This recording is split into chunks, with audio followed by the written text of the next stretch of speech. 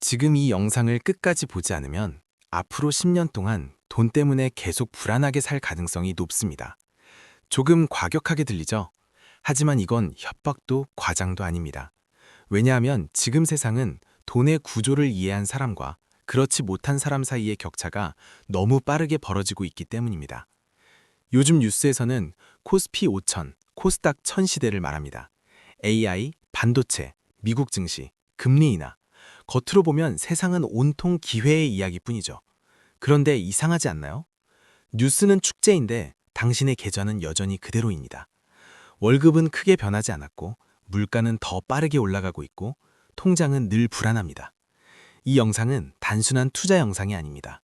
이 영상 하나로 당신은 최소한 이 세 가지를 이해하게 됩니다.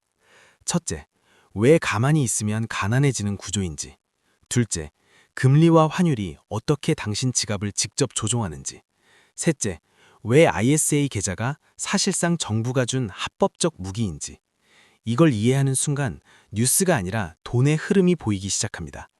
그럼 이제 진짜 이야기를 시작해 볼까요? 요즘 이런 말 많이 듣죠? 이제 코스피 5000 시대 온다더라. AI 때문에 주식시장 완전히 바뀐다더라. 이번엔 진짜 기회라더라. 그런데 여러분, 이 말들을 들을 때 기분이 어떠신가요? 설레나? 아니면 솔직히 말해서 피로하진 않나요? 그래봤자 내 인생이랑 무슨 상관이야. 나는 어차피 종잣돈도 없고 주식은 위험하니까 그냥 가만히 있는 게 낫지. 많은 사람들이 이렇게 생각합니다. 하지만 여기서 정말 중요한 사실 하나가 있습니다. 가만히 있는 것이 안전한 선택이 아니라는 겁니다. 예를 들어 볼게요. 작년에 5,000원이던 김밥이 지금은 7,000원이 되었습니다. 커피 한 잔 가격도 4,000원에서 6,000원이 되었습니다. 마트 장바구니 가격은 체감상 30%는 오른 것 같습니다. 그런데 당신의 월급은 몇 퍼센트나 올랐나요? 2%?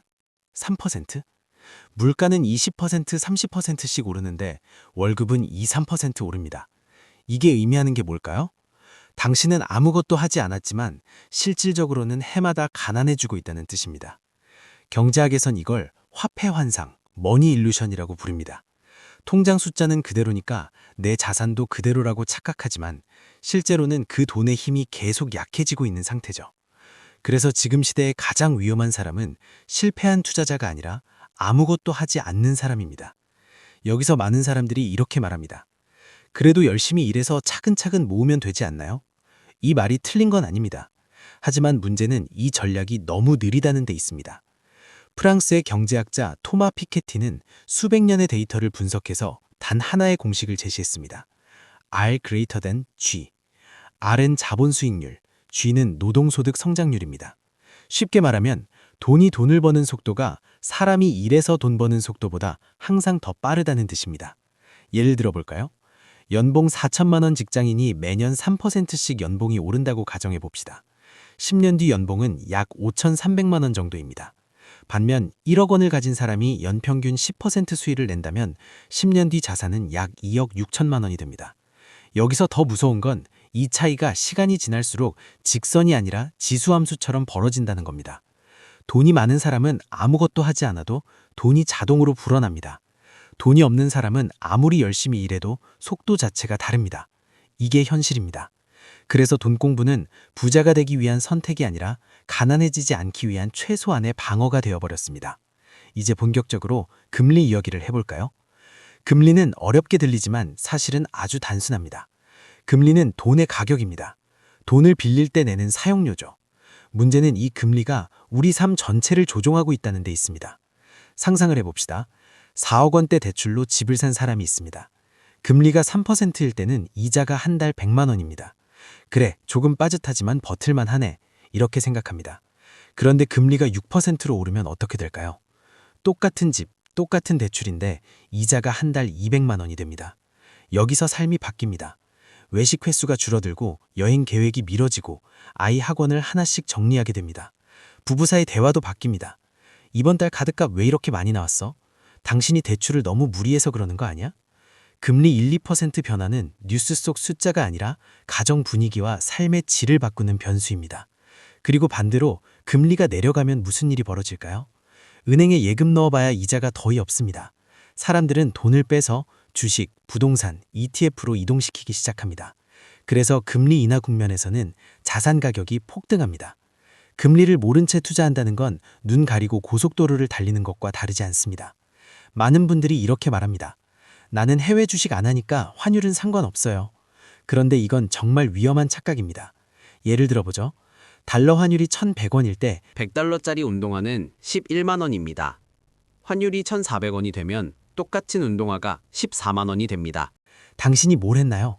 아무것도 하지 않았습니다. 그런데 가격은 3만 원 올랐습니다. 이게 개인 소비의 문제로 끝날까요? 아닙니다. 우리나라는 석유, 밀, 옥수수, 원자재 대부분을 수입합니다. 환율이 오르면 기름값, 전기요금, 빵값, 라면값이 모두 올라갑니다. 즉, 환율 상승은 전 국민 생활비 상승입니다. 더 중요한 건 여기서입니다. 외국인 투자자 입장에서 생각해 볼까요? 한국 주식이 아무리 좋아 보여도 환율이 계속 오르면 이렇게 생각합니다. 주식은 올라도 환차손 때문에 결국 손해일 수도 있겠네. 그래서 외국 자본은 환율이 불안정하면 시장에서 빠져나갑니다. 환율은 단순한 숫자가 아니라 글로벌 자본의 심리를 읽는 신호입니다. 요즘 삼성전자, SK하이닉스 계속 신고가 이야기 나오죠. 이럴 때 사람들은 두 부류로 나뉩니다. 너무 많이 올랐어. 이제 끝이야. 지금 들어가면 꼭 물려. 하지만 진짜 투자자는 차트를 보지 않고 구조를 봅니다. 왜 반도체가 오르고 있을까요? 단순히 테마가 아니라 산업 구조 자체가 바뀌고 있기 때문입니다. AI는 데이터를 먹고 성장합니다.